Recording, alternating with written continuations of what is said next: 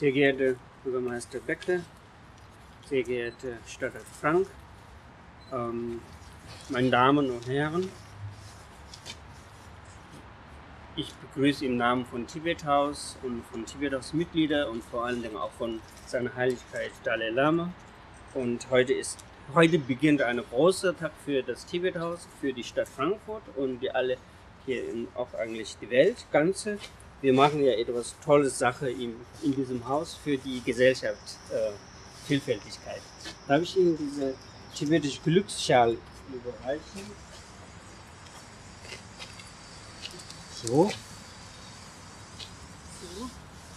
Dankeschön.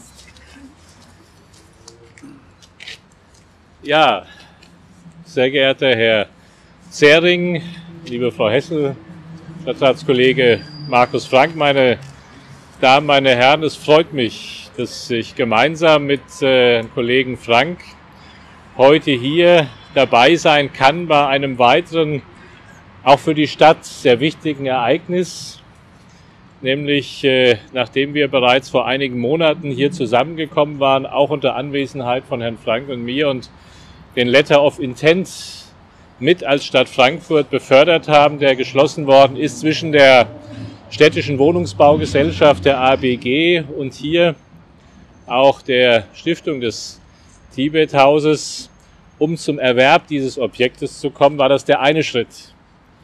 Und nachdem nun gestern ganz offiziell auch der Kaufvertrag abgeschlossen worden ist, ist damit ein lang gesehnter Traum, ein lang gesehntes Ziel, ein deutliches Stück vorangekommen und auf der Zielgeraden, da muss jetzt noch gearbeitet, umgebaut und werden.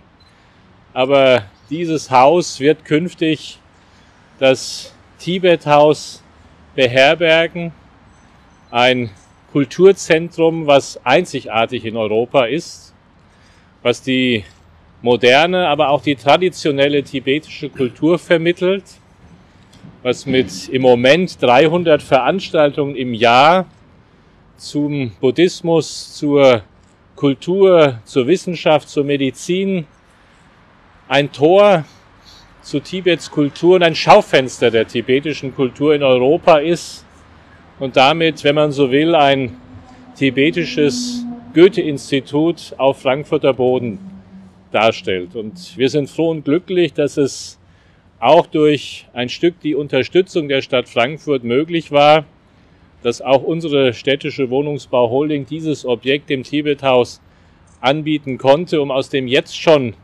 wunderbaren und schmucken Domizil in Bockenheim dann in absehbarer Zeit in dieses nicht nur repräsentative, sondern auch starke Gebäude umziehen zu können und noch mehr dafür zu werben, was die Arbeit des Tibet-Hauses ausmacht. Und ich möchte es an ein paar wenigen Streichlichtern skizzieren. Ich sagte, es ist ein Schaufenster der tibetischen Kultur, der modernen wie der traditionellen, aber es ist gleichzeitig auch ein Begegnungsort. Ein Begegnungsort für Menschen auch unterschiedlicher Religionen. Es ist, wenn man so will, jeden Tag Tag der offenen Tür im Tibet-Haus. So erlebe ich Ihre Arbeit, indem Sie Menschen einladen, zu sich zu kommen, Verständnis und interreligiösen Dialog zu fördern und damit Teil gerade auch einer so internationalen und vielfältigen Stadt wie Frankfurt zu sein. Und das Tibet-Haus ist ja auch Teil und Mitglied im Rat der Religionen und damit auch ein sehr aktiver Partner auch der Stadt im Dialog mit den verschiedenen Religionen und Religionsgemeinschaften in Frankfurt und eine starke Stimme eben auch im interreligiösen Dialog. Und dass seine Heiligkeit, der 14. Dalai Lama, Schirmherr des Tibet-Hauses ist ja auch ein starkes Bekenntnis zu dieser Arbeit, die hier geleistet wird. Und Herr Stadtrat Frank und ich hatten ja auch in den Begegnungen mit dem Dalai Lama hier in Frankfurt schon die große Freude und Ehre festzustellen, welch großartiger Brückenbauer der Dalai Lama ist, welch großartiger Brückenbauer in der Völkerverständigung, die er weltweit betreibt und dafür eben auch ein Anwalt des Friedens und der Botschaft des interreligiösen, friedlichen Dialoges und Austausches ist. Und wenn in diesem gemeinsamen und klaren Geist dieses Tibet-Haus eine solche Aufgabe wahrnimmt, dann macht das auch die Stadt Frankfurt froh und glücklich. Und auch aus Sicht der Stadt Frankfurt ist das Tibet-Haus mit seiner Arbeit eben damit auch ein großes Aushängeschild und ein wichtiger Partner für die Stadt. Und deswegen ist es uns auch sehr wichtig, auch bei einem solchen Ereignis deutlich zu machen, dass die Stadt Frankfurt nicht nur hinter dem Objekt, sondern hinter der Arbeit des Tibet-Hauses steht. Wir freuen uns immer, auch wenn seine Heiligkeit seinen Weg nach Frankfurt wählt. Und vielleicht ist ja auch mit dieser neuen Adresse, wenn dann nach all den Arbeiten, die jetzt noch anstehen, dann die Türen aufgehen, wenn es fertig ist, das ist auch ein guter Anlass. Zumindest sprechen wir heute auch schon die Einladung an seine Heiligkeit wieder aus. Spätestens dann auch wieder den Weg hier nach Frankfurt zu finden. Er ist immer ein gern gesehener Gast unserer Stadt. Es ist immer eine große Freude und Ehre, ihn hier in der Stadt zu wissen. Und mit Ihnen, Herr Zering, Frau Hessel, stellvertretend jetzt für alle, die das auch gestemmt haben, möchte ich ein Dankeschön verbinden. Denn dass dies möglich ist, ist gerade ja in hohem Maße auch den Mitgliedern zu verdanken, all denen, die schon in den zurückliegenden Jahren viel an Aufwand, viel an Arbeit auf sich genommen haben. Und wie gesagt, wer das Gebäude von innen kennt, weiß, da steckt noch viel Arbeit auch drin. Und das auch stemmen zu wollen, das verdient höchste Anerkennung und Respekt. Und auch dafür allen Beteiligten ein herzlicher Dank, dass Sie sich das im Positiven zumuten, um anderen etwas anbieten zu können, was auch dazu beiträgt, dass Frankfurt weiterhin eine so interreligiöse Stadt ist, in der friedlich miteinander ein Leben stattfindet, wie es sich andere Regionen der Welt wünschen würden, dass sie es haben. Wir erweitern das eben mit diesem Objekt und deswegen alles erdenklich Gute, die besten Glückwünsche von meiner Seite aus und auch Kollege Frank, der jetzt sprechen wird, ist immer ein treuer Weggefährte und Wegbereiter all der Arbeit mit gewesen, die auch hier stattfinden kann. Vielen Dank.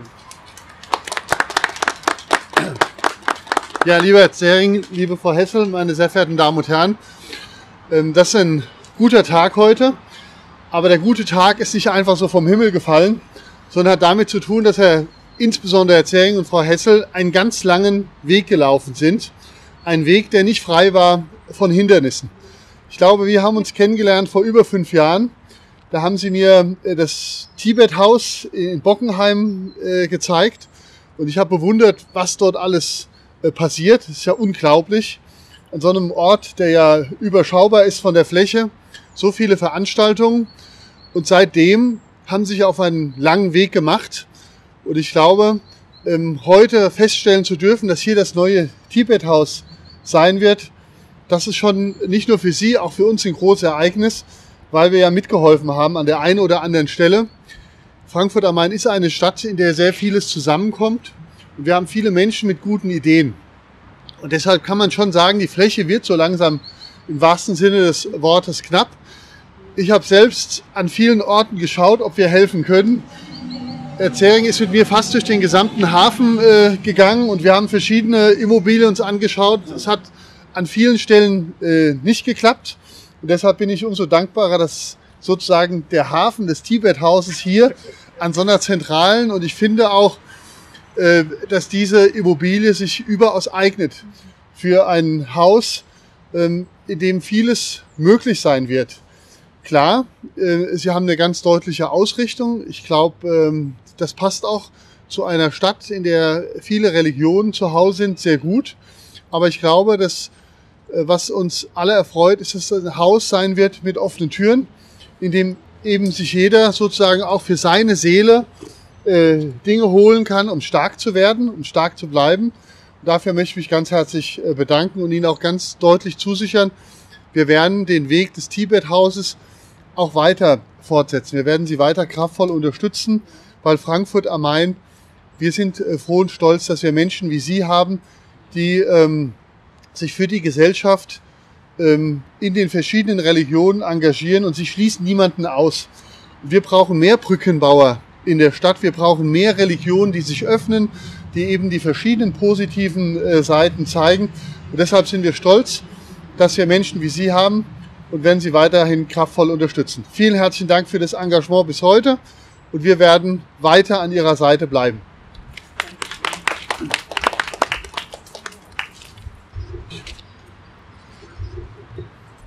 Vielen Dank, Bürgermeister Becker. Sie sind uns auch seit vielen Jahren schon total verbunden. Vor 2 Wochen sind Sie ja nochmal im Tibethaus gewesen mit einem sogenannten Religionsrundgang der Stadt Frankfurt. Da waren, ich glaube, über 30 ganz interessierte Bürger da, die auch gesagt haben, sie würden gerne wiederkommen ins Tibethaus. Das war wieder eine dieser typischen, guten, interreligiösen Begegnungen, die ich wirklich sehr, sehr schätze. Und vielen Dank, Herr Stadtrat Frank.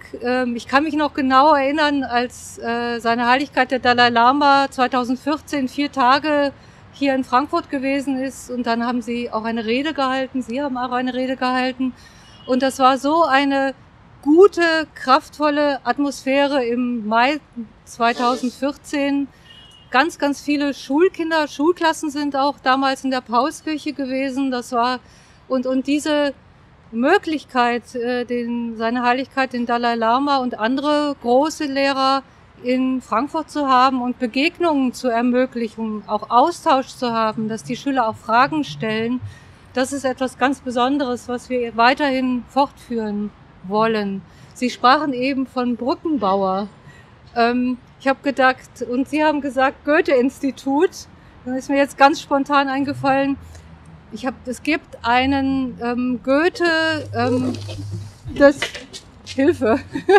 Es gibt einen tibetischen Goethe aus dem 11. Jahrhundert, und zwar Thangtong Gyalpo. Das ist der berühmte tibetische Brückenbauer. Und solche Persönlichkeiten, die total faszinierend sind, die auch Erfindungen gemacht haben, die wir bis heute, die moderne Wissenschaft überhaupt noch nicht erkennen konnte, erkannt hat, was zum Beispiel die Brückenglieder, aus welchem Eisen sie zusammengestellt sind. Also so nicht ein Klischeebild von Tibet als über dem Boden schwebenden Mönche mit Räucherstäbchen in der Hand und Klangschalen.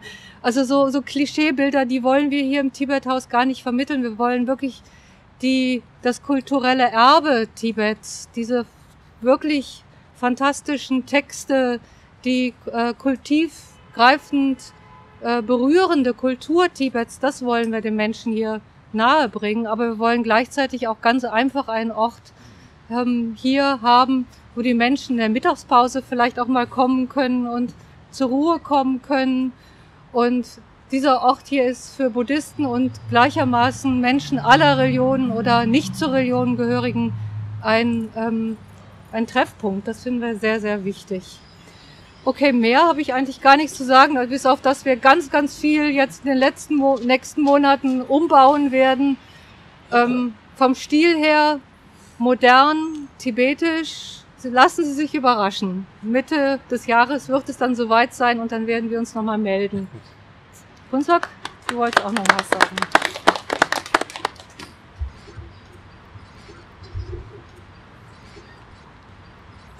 In dieser Stelle möchte ich ganz, ganz herzlich Herr Bürgermeister Becker, Herr Stadtrat Frank und auch einzelnen Stadträten und auch einige Personen, die auch uns in den letzten Jahren auch unterstützt haben, sehr stark, Rücken stark gehalten haben. Und ohne ihre Unterstützung haben wir nicht geschafft, dieses Haus zu bekommen oder gestern diesen Kaufvertrag zu unterschreiben. Und in dieser Stelle möchte ich natürlich unsere großzügige finanzielle Unterstützer recht herzlich bedanken und unsere Mitglieder, die uns auch vertraut haben und auch finanzielle Unterstützer haben und auch natürlich die Personen, die auch die rechtliche auch da Abwicklung auch auf den Weg gebracht haben. Und das möchte ich sehr herzlich bedanken. Sagt seine Heiligkeit immer wieder, in Buddhismus gibt es 3 verschiedene Aufteilungen eines buddhistischen Religion, eines buddhistischen Philosophie und der andere ist die buddhistische Wissenschaft. Und unser Tibethaus, wir fokussieren natürlich die alle 3, aber vor allen Dingen die 2 weitere, die buddhistische buddhistische Wissenschaft und buddhistische Philosophie, die auch diese Wissen ist für universell Wissen, nicht nur für den Praktizierenden, sondern auch für allen. Und wir haben natürlich hier auch nach seiner Heiligkeit, seiner Anliegen haben wir auch ethische Studienprogramme und haben wir auch große Besucheranzahl von Schulen, von verschiedenen Schulen, und die werden wir auf jeden Fall hier weiter dann ausbauen. Und ich als Tibeter fühle ich mich jetzt insbesondere besonders glücklich, dass wir hier als Heimatlose auch eine Heimat hier in Frankfurt im Kulturcampus gefunden haben, dass wir unsere Überlieferung und die auch unsere Kinder weitergeben können, und dass ich auch als Tibeter dann auch als Heimat hier in Stadt Frankfurt fühlen zu können und dürfen. Ja, das sind es gibt viel mehr Ihnen zu berichten. Wir freuen uns einfach und schauen wir auf die Zukunft, und vielen Dank nochmal. Ich bedanke mich auch natürlich all den Journalisten und Journalisten, dass sie auch heute Zeit genommen haben und hier den Weg gefunden haben. Dankeschön. Und gleich gibt's dann natürlich eine kurze Rundgang, und heute ist ein Tag, die wir auch gemeinsam auch Sekt anstoßen möchten. Aber auf das Glück ist Tibet raus. Auf die Zukunft. Tibet raus. Vielen Dank.